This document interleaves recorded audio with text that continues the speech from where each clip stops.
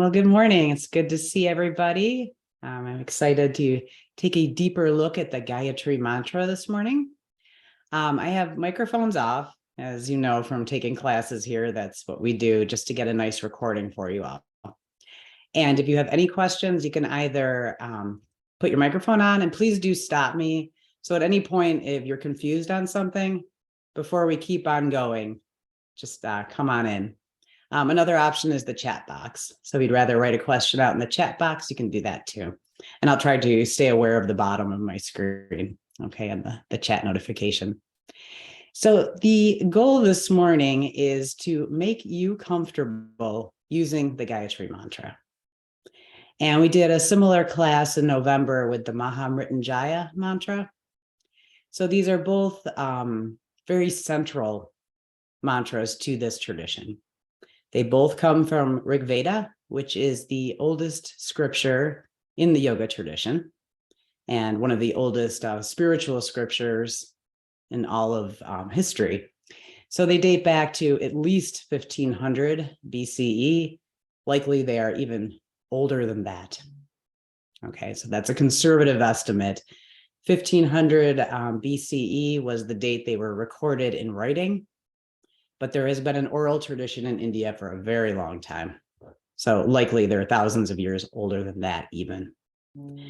So for that reason, the Gayatri mantra and the Mahamrityunjaya mantra, and then just to mention the Shri Sukta as well. So that's another practice that is going on in the Himalayan Institute, all come from Rig Veda. And they're particularly powerful for two reasons. So one is their antiquity, right? So if you think about how many people, so millions of people, maybe billions of people over thousands of years have been chanting these mantras. And our mantras are alive. Okay, so they have their own internal Shakti, their own energy that they carry. So they're different than just chanting anything, all right? They have their own intrinsic power. And then the other reason is that things that come from the Vedas are considered Shruti. So in the tradition, there's two kinds of knowledge. There's things that human beings came up with. So some intelligent person, some practiced sage may have sat down and wrote something, right? And that's Smriti, coming from a person. Things that come from the Vedas are Shruti, meaning they're heard. So no human being composed these mantras. The idea is that the rishis, or the sages of old, went into deep states of meditation where they heard these mantras. So no person wrote them. They were heard in deep states of meditation. And for that reason, they're considered to have a divine origin. Okay. Very good.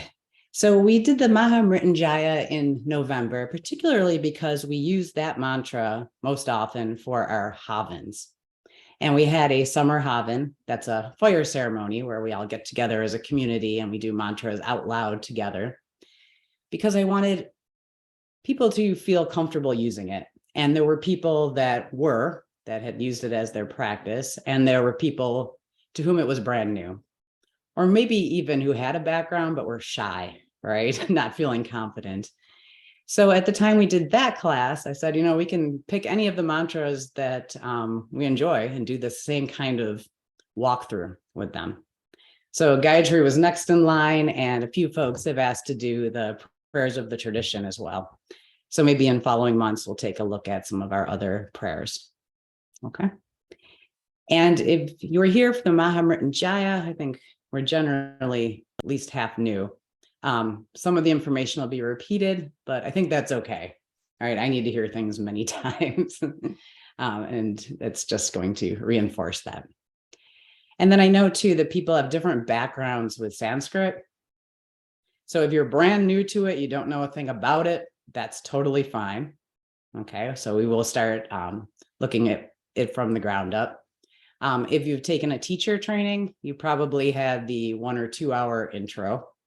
All right, and that'll help you. You might have the handout still from that have the full alphabet on it. And then maybe some of you have studied it even a little bit more.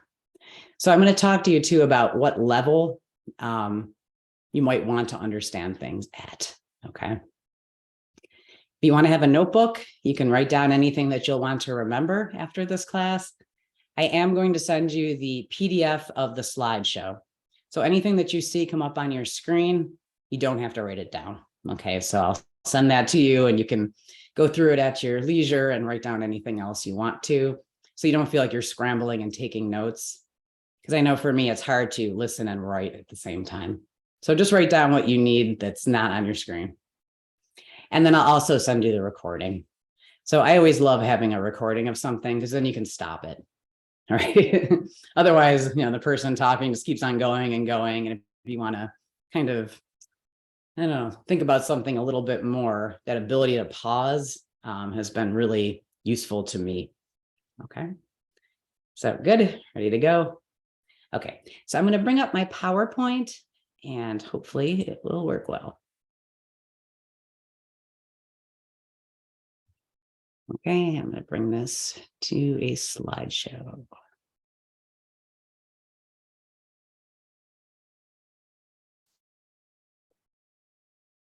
Okay, there we go. And my gallery over here. Okay, so here we go. So here in the middle of your screen, you're going to see an image of Gayatri. So this is the personified form of the Gayatri mantra. This is the goddess Gayatri. And you see her pictured here, sitting on a lotus, right, with her swan. And if you look around her head, you can actually see the words of the Gayatri mantra written in Devanagari. So Devanagari is the script that Sanskrit is most often written in. Doesn't have to be, but this is the most common script, and it frames her head. Okay. And in the box, I wrote, Gayatri is the personified form of the Gayatri mantra, a popular hymn from Vedic texts. She is also known as Savitri. So many of these divine forces that appear in the Vedas have other names. So if you know of like the god Shiva, right, has many different names. One is Virabhadrasan, right?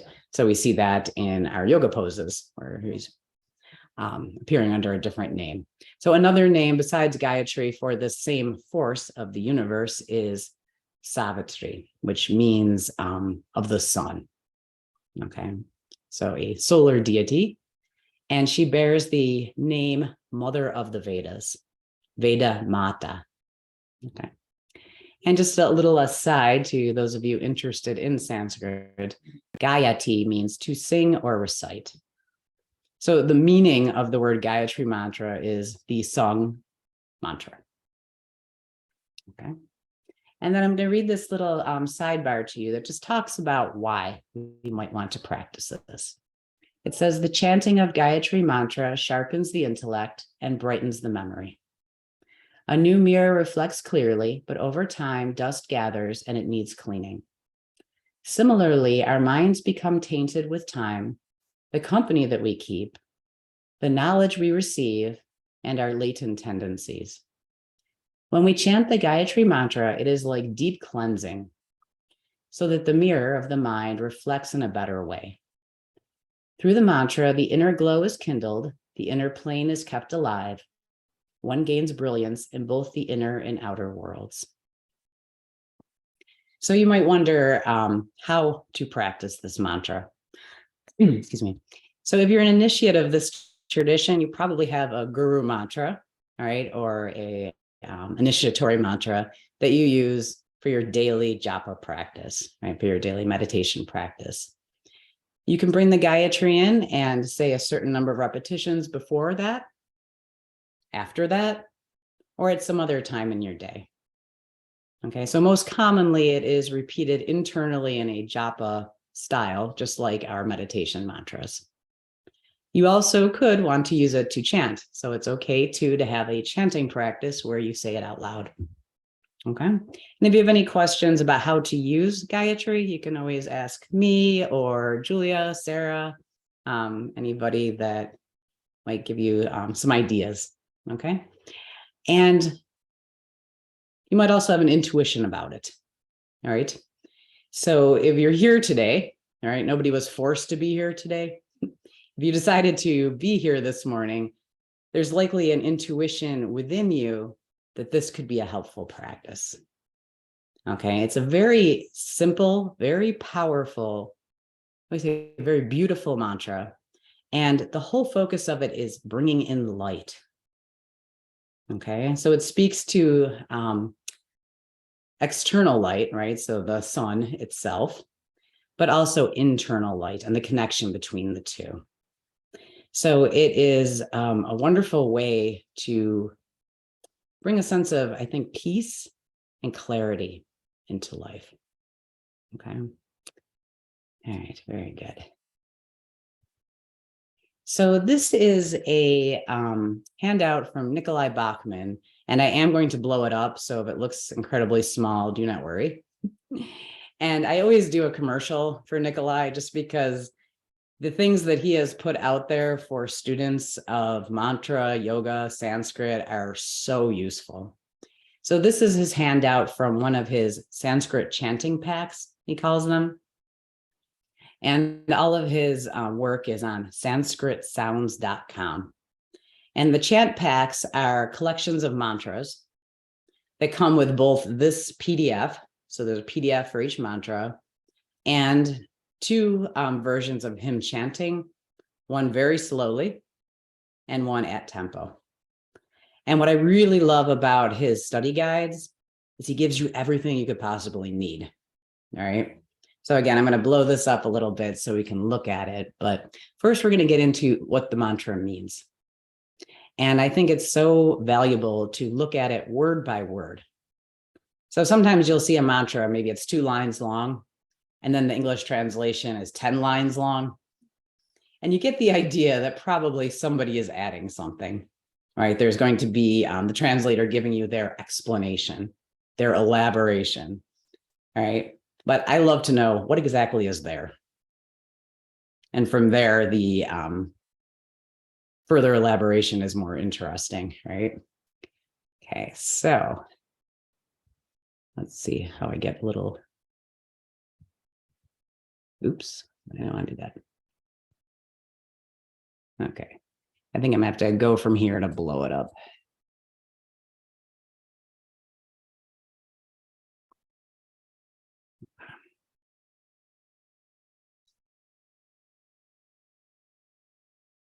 It's a little hard because the Zoom menu goes right over my PowerPoint menu. Let me see if I can, I'm afraid to sign off on you guys.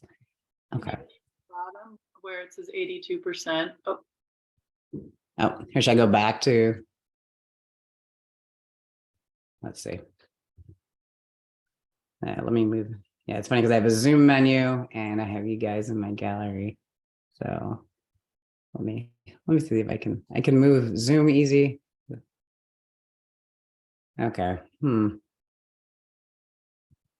are you able to go to the bottom right corner and Oh, yes, Barbara. Thank you. Here we go. Okay. So I'm going to keep it a little sloppy with my panel on the side just so I don't mess anything up here. Okay, good. Thank you so much. Okay. So here Nikolai tells us this is a Vedic chant from Rig Veda, and this is where we could find it in the text. To Savitir, the sun as creator. This is one of the most sacred and popular mantras in India. It is traditionally repeated up to 3 times at the joints of the day. So at sunrise, noon, and sunset. Okay. Okay. For those of us with old eyes. So what he does is he gives it to us in 3 ways.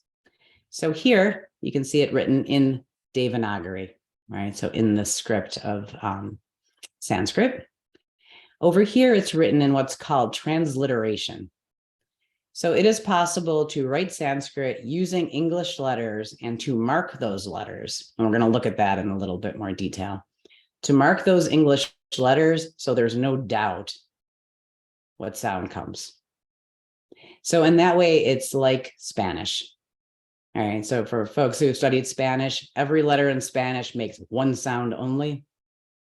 All right, that's not true in English. In English, you sometimes need to know, right? We have even the letter G can go ga or ja, all right, depending. Sanskrit is a one-to-one correspondence, and we are able to mark our English letters, so that happens, okay? So one thing he does do that you can ignore is he has these lines you can see that are vertical, see above this A here, or this double vertical here, or this line underneath. So those are three markings that tell us how to chant in the Vedic style. So Vedic was the precursor to classical Sanskrit.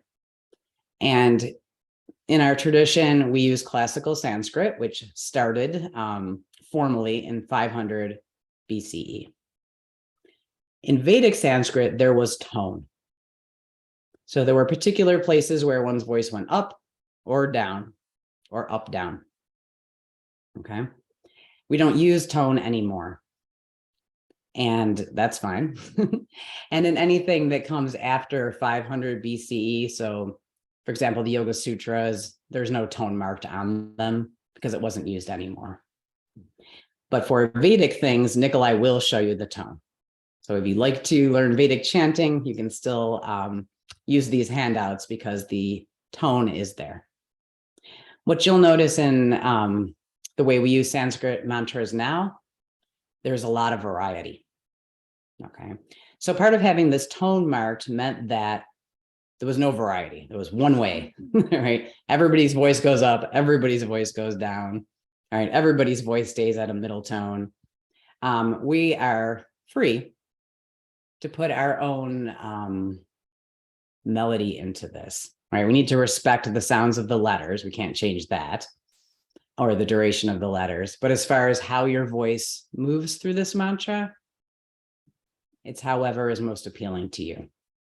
So you'll hear people just chanting it, and you may also hear people singing it, right? So Tina mentioned Deva Premal's recording. Very beautiful, right? Very beautiful rendition, but she's singing, right? So you can sing it, you can chant it. There's that freedom. So this is a really long way of saying, don't worry about tone marking, okay? And then the one other misnomer I have to give on this transliteration is this word here that looks like suvaha, okay? In our tradition, and more commonly, it's swaha. And I'm going to show you a handout next from the Himalayan Institute, okay? So this is one place where Nikolai diverges from how we do things.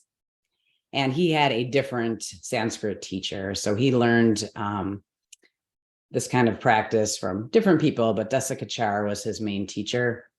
And the tradition that Desikachara came from says suvaha, not swaha. Okay, so when I give you this PDF, just bear that in mind. This one word will not be the same. Okay, that makes sense to everybody? Yeah, so don't let that throw you. Otherwise, this is an amazing handout. Okay, so then if we were coming down here, this is, I think, one of my favorite parts of his handouts. Every single word is translated for you. Okay, so he gives always a very clean translation. Excuse me. And the translation is earth, atmosphere, heavens. Let us contemplate the most excellent light of that divine creator who may guide our thoughts. Okay, so very simple. And if we look at it now, word for word, bur means earth. And there's one thing that we need to pay attention to in Sanskrit is that endings change. Okay, so Sanskrit is an inflected language, meaning the role that the word has in the sentence will change the ending. And sometimes sounds around it will change the ending. Okay, so don't be worried about ending changes, just accept them for what they are. All right, so we see the word down here is bhuvas, which becomes bhuvaha in context. Okay, so context will change suffix, the end of the word. Bhuvaha means atmosphere. And then he gives the word suvar for heavens, but we'll use swaha. Om Bhur Bhuvaha Swaha. And this is called the Mahavakya, or great utterance. Okay, and so the Vedic people saw existence as happening simultaneously on 3 levels. Okay, and so there's Earth, which is the physical kind of life we lead here on the planet. Then there was this world above, the atmosphere. All right, so this is the energy that surrounds us. This is the place of pranic force, mind field, right? Those very potent but invisible aspects of life. And then Swaha is the 3rd layer, so way above. And that part of life is most subtle, right? So the earth, the energy around us, and the heavens above us. And this Mahavakya, this great utterance, calls on all 3 levels, right? And as human beings, we're living on 3 levels, really, right? So you have your regular day-to-day thing, and then you have whatever's happening to you subtly, mentally, energetically, and then that spiritual element as well. Okay. So tat means that, savitur, creator, varenyam, most excellent, that excellent creator. So another thing we're learning about Sanskrit is that word order is relatively free. Okay, so literally that creator, most excellent. Okay, and when you're translating it in your own mind, you'll have to put it in the English order to have it make good sense.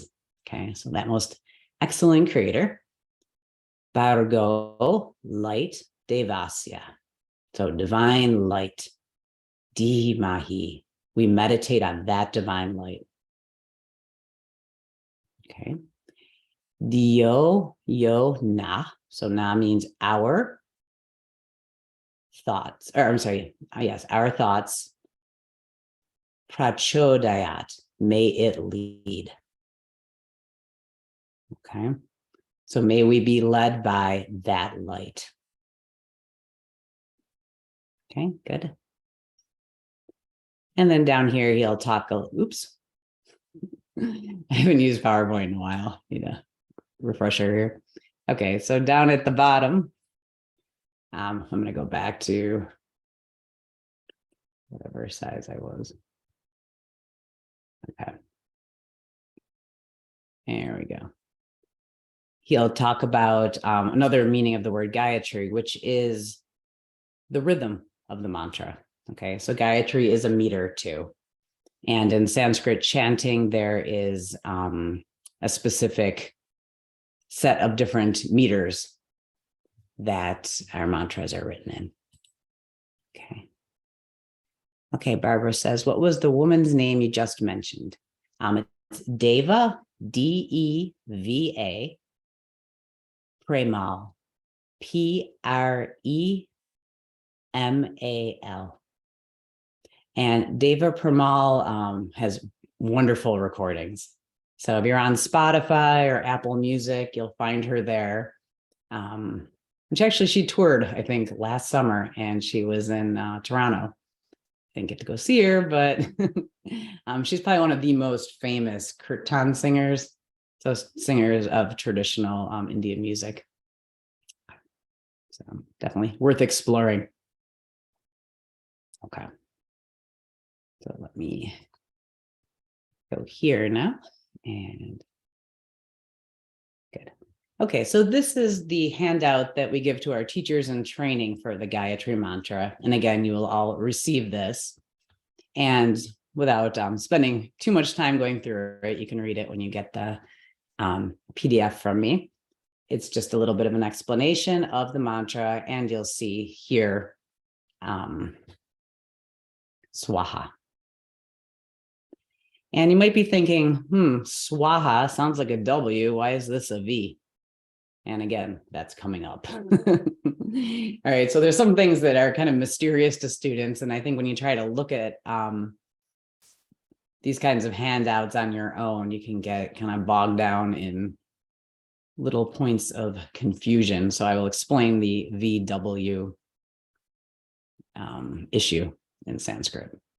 Okay. So we have a sense of what the mantra means.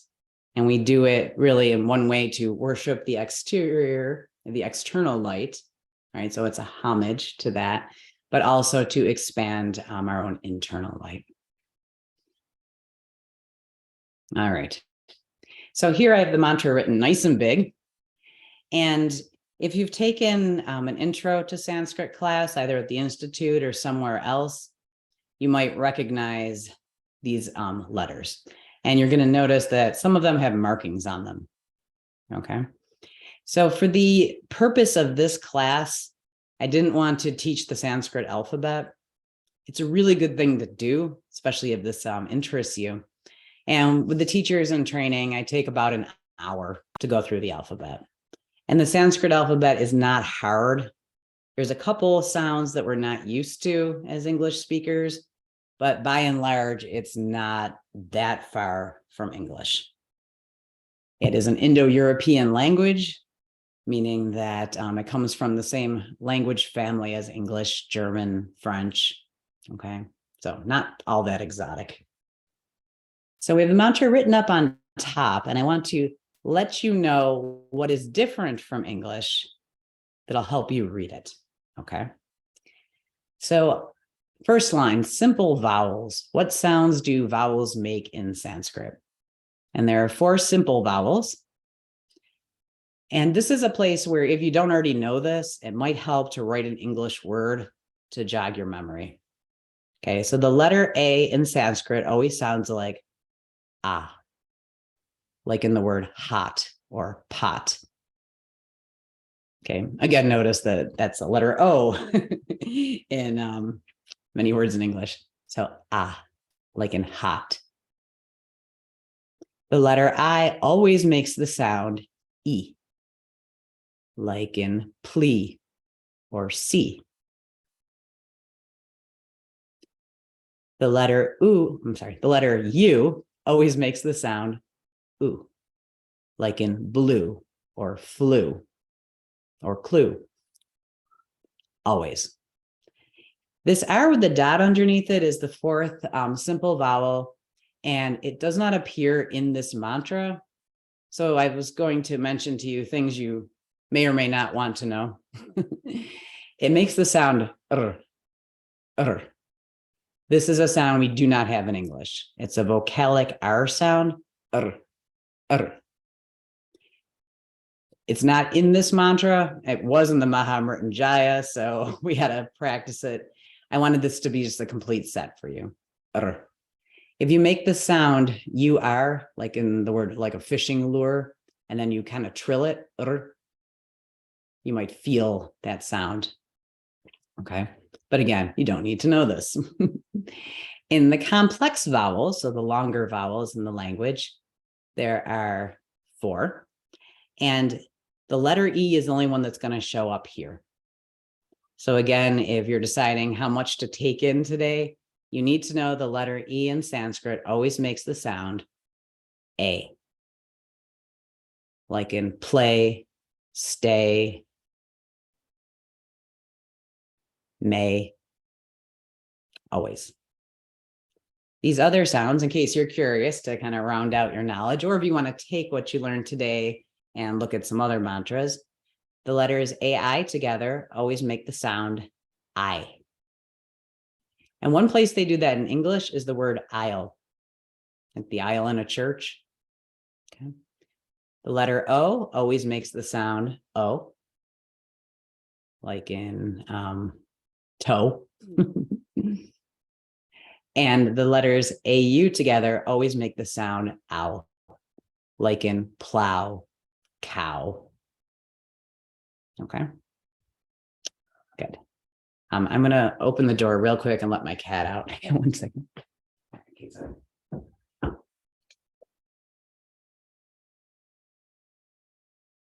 Sorry about that. They're always happy, like listening to me until they decide to leave. Okay, so let's look at these other things that are important as far as sound goes. You're going to see occasionally in a Sanskrit mantra an M with a dot underneath. So I want to let you know that the M with a dot underneath is the exact same thing as an M with a dot on top. Okay, so you might see it either way. M dot underneath, M dot on top. They're the same. I tend to always use the dot underneath just because that copies what Nikolai does and some of my other teachers. So what it means is to nasalize the vowel in front of it. So here's an example. We have the letter A and the letter M. So it'll sound like It's not a full-on letter M. It's not Instead, it says go to that vowel behind and give it kind of a nasal quality. Okay.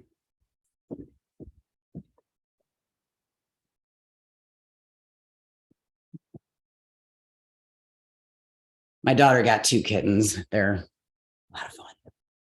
Okay. And they're fairly common. This nasalized is fairly common because it does cause a resonance, right? Through like the sinus cavities and through the head. And our mantras, when we think about evoking a kind of energy, right? That resonance, that vibration is very important.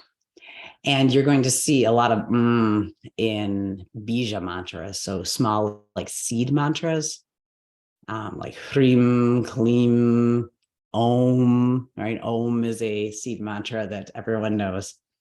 Okay, so M dot just means look at the vowel in front and kind of make the vowel come up through the roof of your mouth.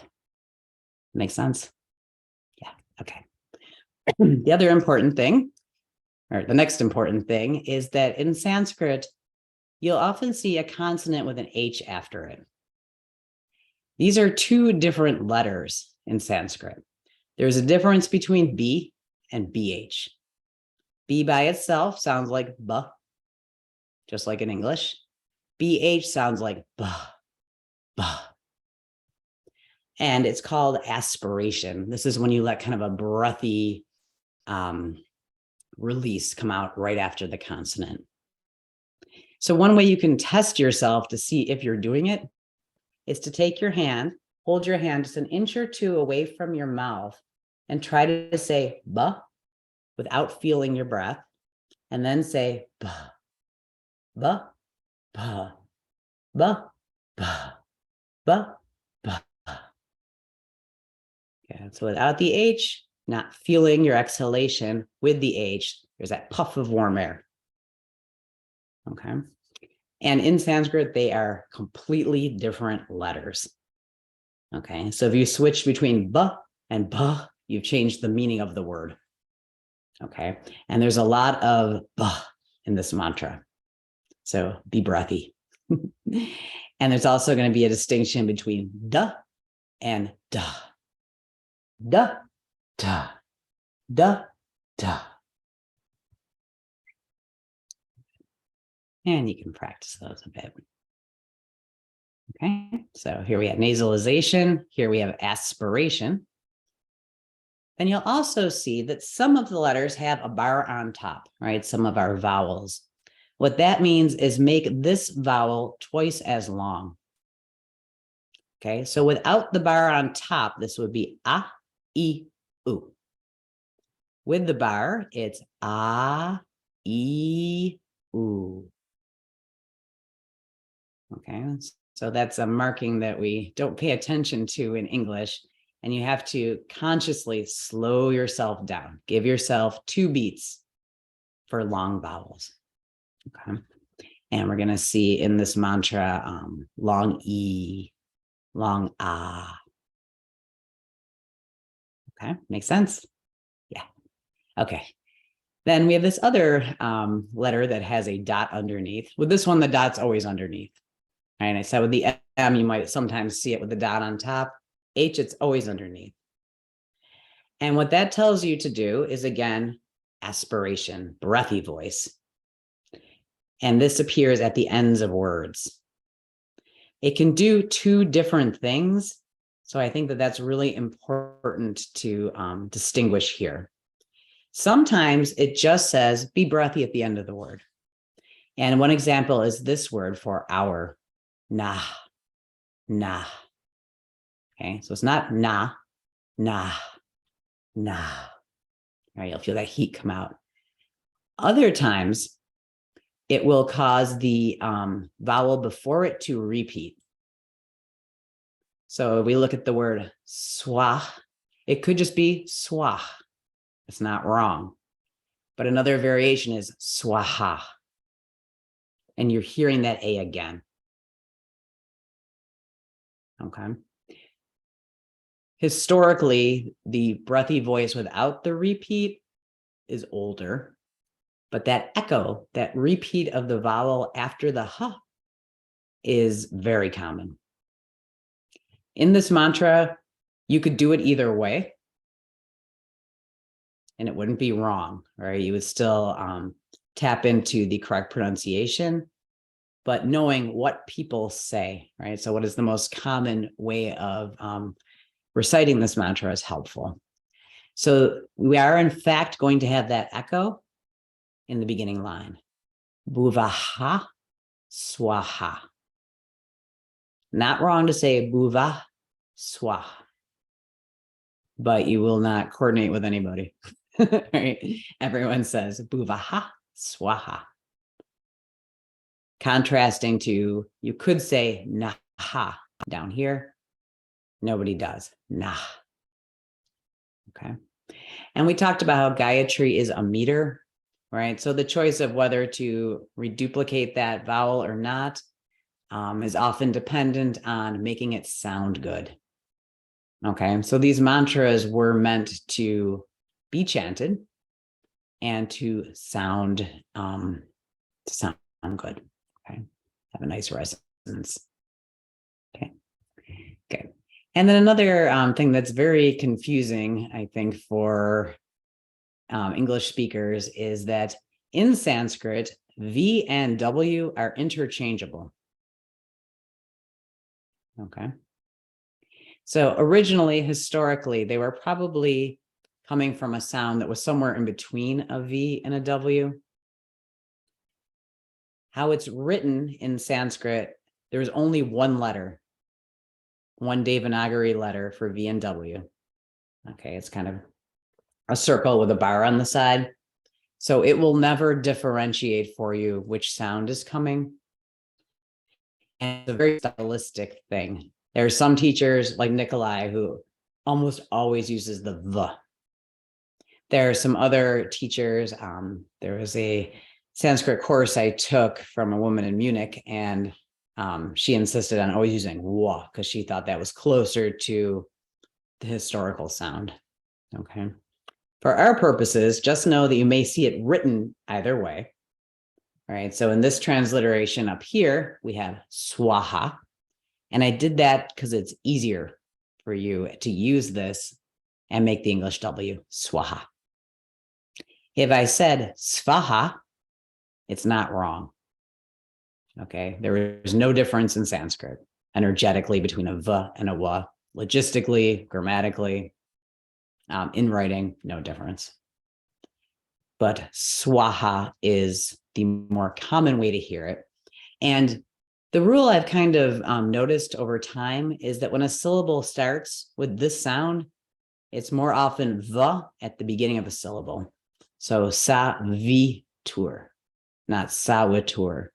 Again, sa-wa-tur is not wrong. Okay. But it tends to lend itself to being a V, except for when it's right after the letter S. So when it's in a consonant, a compound consonant like that, more likely you will move to a W. So if you were using that handout from the Himalayan Institute that I showed you a couple slides back, it's written SV, but pronounce it SWA. Okay.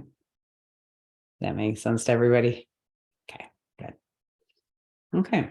And then another sound that's different or new is this N with a dot underneath. And this is a sound that we do not have in English, so I'll have to tell you about it.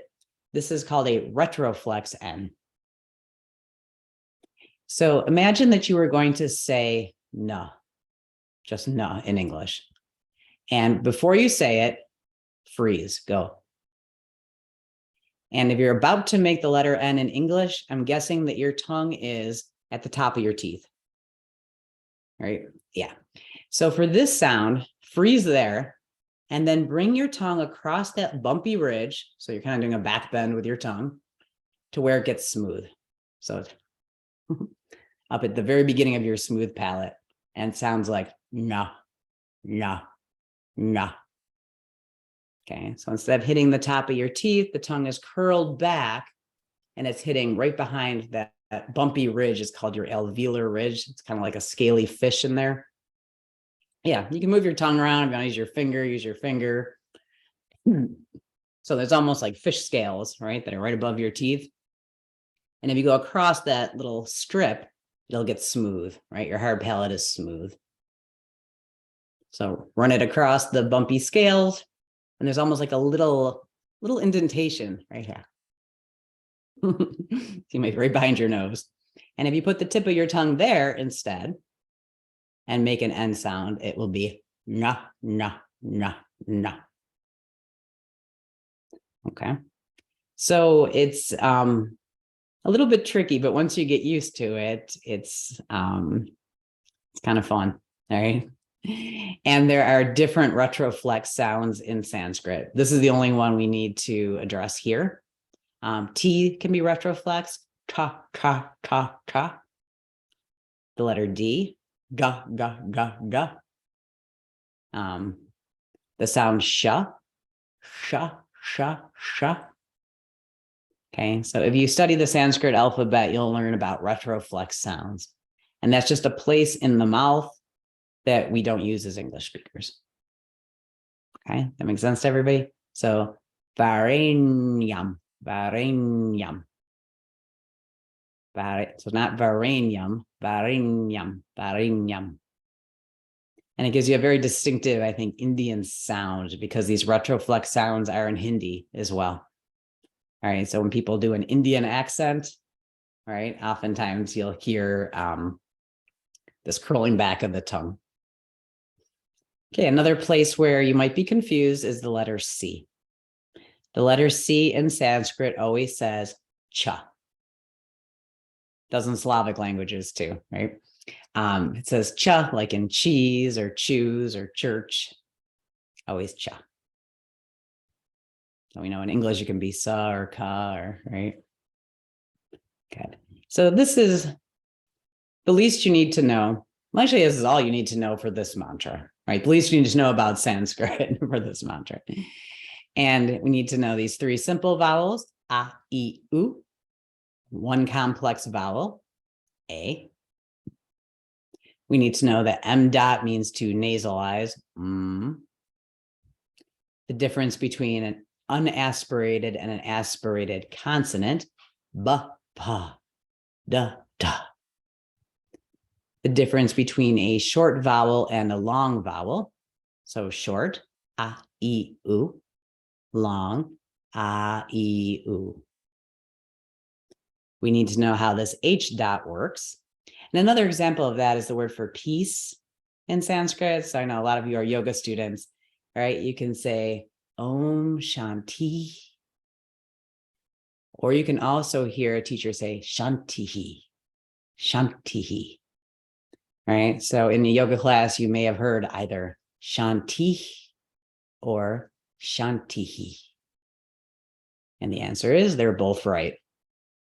Okay, you can say Shanti either with that reduplication of the vowel or not.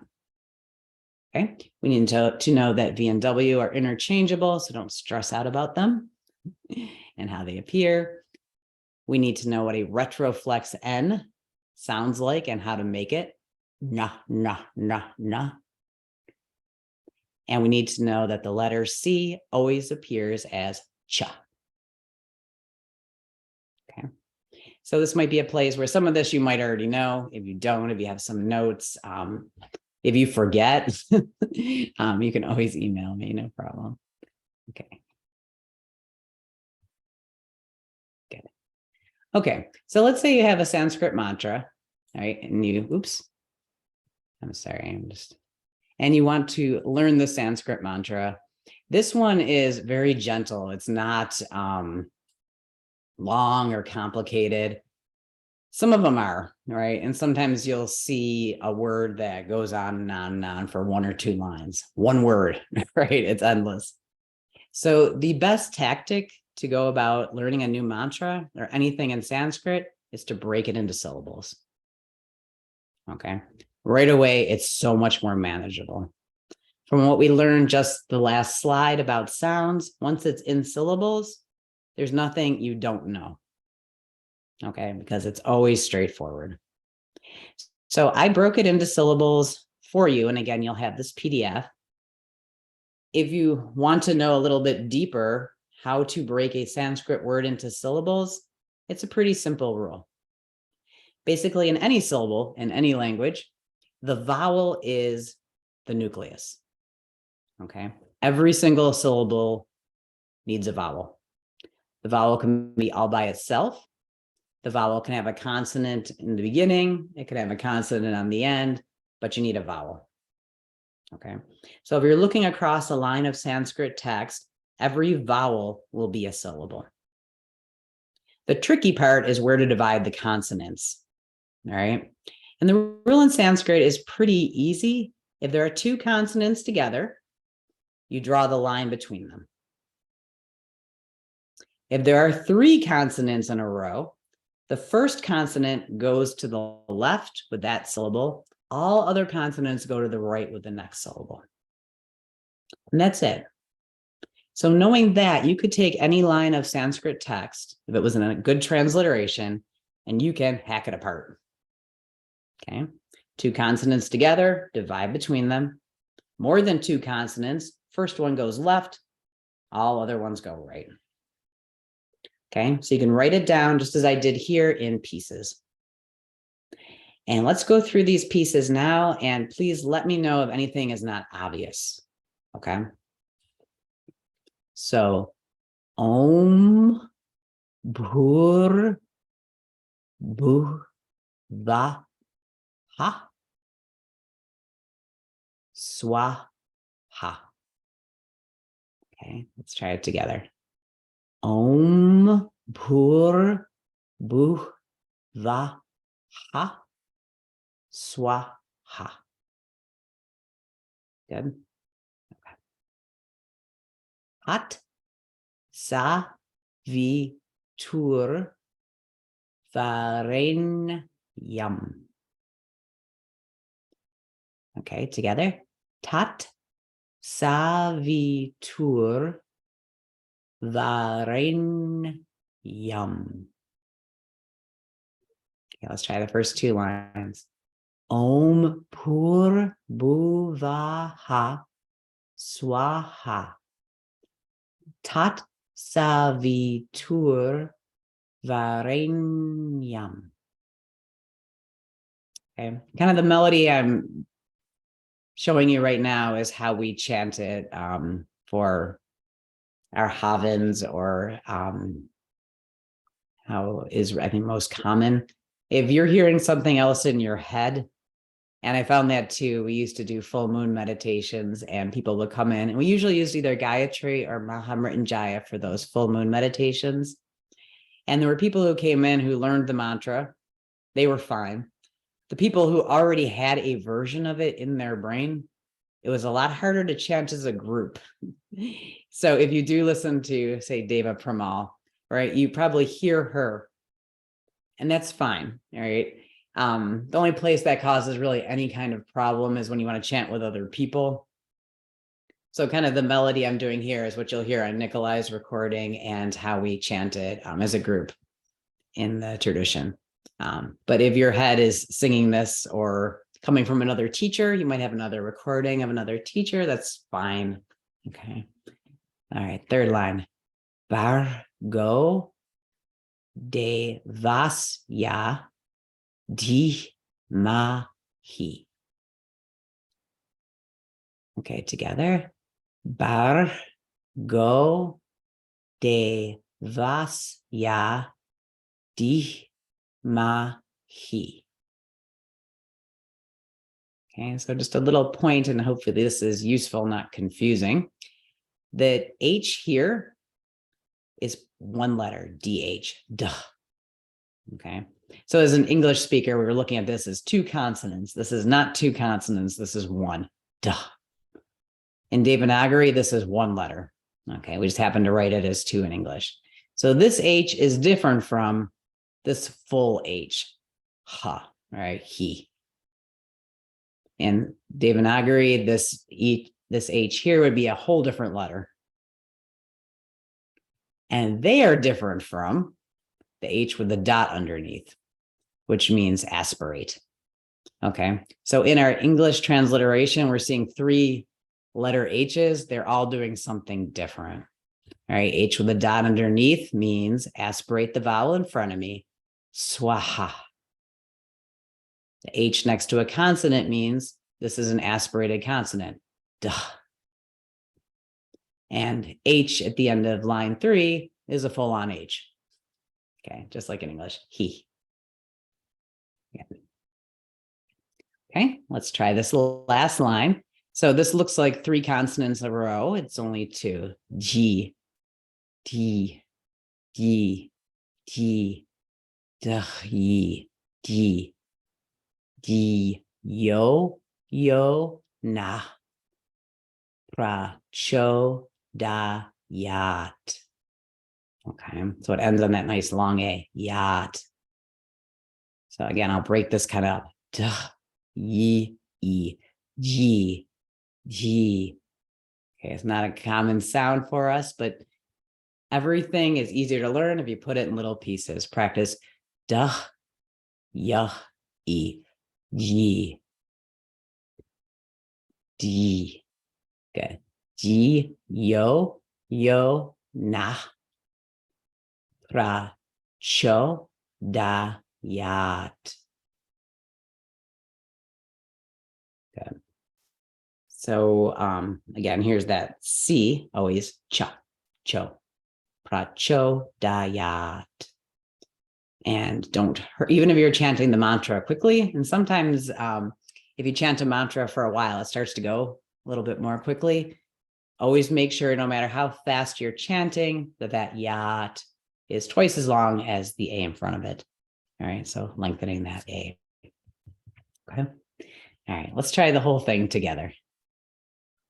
Om Pur Bhuvaha Swaha Tat Savitur Varenyam Bhargo Devasya Dhimahi Dhiyo Yo Nah praCOdayāt. Okay, a little quicker. Om Bhur Bhuvaha Swaha Tat Savitur Varenyam Bhargo Devasya Dhimahi Dhiyo Yo Nah praCOdayāt. Okay. And if this is brand new to you, or if you're refining it now, right, refining some of your sounds, keep it like this in syllable form, all right, until you get really sure. And then when you're really sure, you can squeeze it together. And in the dark yellow box below, I put the words back together. Okay. Good. And so the other thing I'm going to talk about is stress marking. Okay. So in a language, some words receive more, some syllables receive more emphasis when we're talking. All right. And one difference between British and American English is that a different syllable is often accented in a word. Progress and progress, right? And a lot of times that's the difference between American and British accents, is where stress falls in a word. So what I did for you here is I put in bold the syllable that's accented. Okay. And your brain's full at this point. Just trust me. The bold syllable is where accent will fall. If a word only has one syllable, the whole word is accented. So om bur, right? They both. There is also a rule. So just like breaking a word into syllables has a rule, there is a Sanskrit stress marking rule. And I'll tell you what it is. Again, so for folks who are a little bit more familiar with the language, this might be just cool to know. I thought it was cool to know because I used to tell people for years when I was teaching Sanskrit, the only way to know where stress is in a word is to find a recording. And I just assumed that because that's true of English, right? How to pronounce something is really just learned orally often. So I told people that, and then at some point in my training, I listened to a teacher talk about the rules for stress marking, and there are rules. Okay, so the rule is this, and again, don't let it be too much. If you go to the end of a word, so let's take the word praCOdayāt. Go to the last syllable in your word.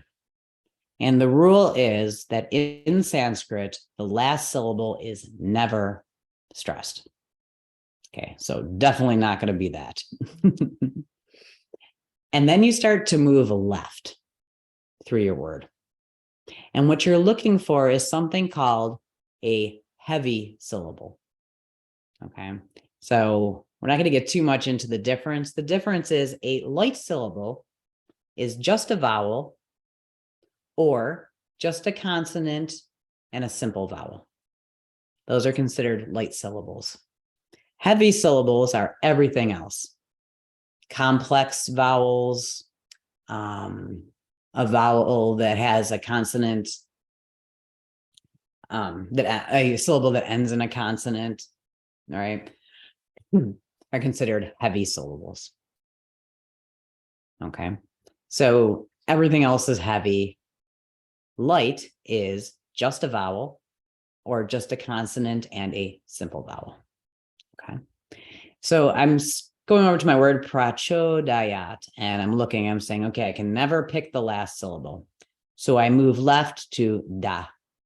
Da would be a light syllable. It's just a consonant and a simple vowel. Can't be that. So I go left to cho. Cho is also a light syllable. All right, it's just a consonant and a simple vowel. So I go left again. Oh, it's not a simple vowel, but it's just a vowel standing alone. I go to the first syllable in the line, and I've run out of room. So it's got to be the first syllable. Okay. And this is usually true, not, again, there's some style difference just as there is in spoken English. All right. But this will help you, I think.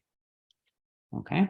So if I went through, and I'm going to be very obvious about the stress, obviously you wouldn't say it quite like this, but you would say Om Bur Bhuvaha Swaha Tat Savitur Varenyam. All right, so let's look at Varenyam. Yum, last syllable, can't be that one. Go left, rain. Rain is heavy, so that will take the stress. Varenyam. praCOdayāt dhimahi dhiyo yo na praCOdayāt. Okay, and if you're learning, some of this is just going to be obvious because if you learn it with a certain melody, the stress is just there. All right, so like when kids learn a language, they learn it just by hearing it. And this is probably a mantra that you've heard before or will start to have a sound for in your own mind. So really thinking about where stress is might not even be important. But this will help if you're looking at something new. All right. And if you want to reinforce it a little, you can recite it just like I did now, where you kind of be quite exaggerated. Devasya. So not Devasya, not Devasya, but Devasya. And just kind of drill it like that a couple of times. You can use your hand or your head or just something to. And they actually did that when they taught Vedic mantras to young boys in India. They would have them move their heads certain ways, and that was part of the memorization. So you'll actually see like teachers with their hands on these young boys' heads and they're moving their heads while they're chanting, to give you kind of a physical cue. So don't feel silly. You're completely traditional if you're using hands or your head to help you memorize things. Okay. Let's see. All right, so from Bonnie, please review bargo. I'm having trouble with where does the tongue go on the R. Okay, so Bonnie has an astute ear. I didn't want to get into R's too much because R's are tricky. It's a Spanish R. So if anyone knows Spanish, that'll help. It's not really the English R. The English R is kind of a strange R. And you won't really find it that often in other European languages. So if we go to, here we go. It's not really bar, it's bar. Okay, and it's called a tap, bar. A tap, or in some places it will trill, bar, you'll hear more of that. So if that didn't, as I was chanting, good. Yeah, if it didn't really sound like the R you know and love from English, it's not. But some people get very stressed out by the letter R. I've had people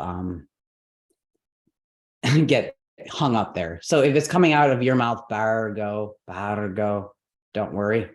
If you have the ability to make the Spanish R, it's even better. Bargo, not bargo. Good. Yeah, thank you for asking that, Bonnie. Yeah, I wasn't sure if I should pull that out too, but I already gave you guys a list of things to know, and I thought, good. Anything else? Does everyone feel pretty good? Let me stop my, oh yeah, we got another one. The tap helped. Okay, good, glad. Yeah, and most of us who went through school have some other language, even if it's something you haven't thought about or looked at in 30 years. But most of us have had a little Spanish or a little French or a little Italian. And it's very helpful because then we can look at other European languages, right? And there are places where Sanskrit is more like Spanish or French than it is like English, right? Good. Okay, well, let me stop my share. Okay, good. Well, we're just a little past 11. So if anything comes up as you're working with this, you can always email me, either Tracy at HI Buffalo, so that's CY, or info. I'm also the info helper. So write to info at HI Buffalo. And sometimes I come away from a seminar, I'm like, I got it. And then when you open it up to look at it next week or next month, things have gotten fuzzy. So anytime, just reach out with any questions that you have. And then either tonight or tomorrow morning, I'll send you all the PDF and the recording. Okay. For anything you want to hear again. Okay. All right. Well, thank you so much. And if anybody's interested in the Mahamrityunjaya class, I do have the recording. It's similar to this. It's okay. Pulling that much. Yeah. Thank you, Tracy. And your hair looks great. Oh, thank you. We got a lot of it removed. It looks really freeing. Yeah, it's once in a while I just get that bee in my bonnet that I want to, then I'll grow it back down to here. And yeah. Thank you, Tracy. Yeah, it's great to see everybody. So have a lovely Sunday. You too. Thank you so much. Yep. Thank you. Namaste. Thank you. Namaste. Go chant and be happy.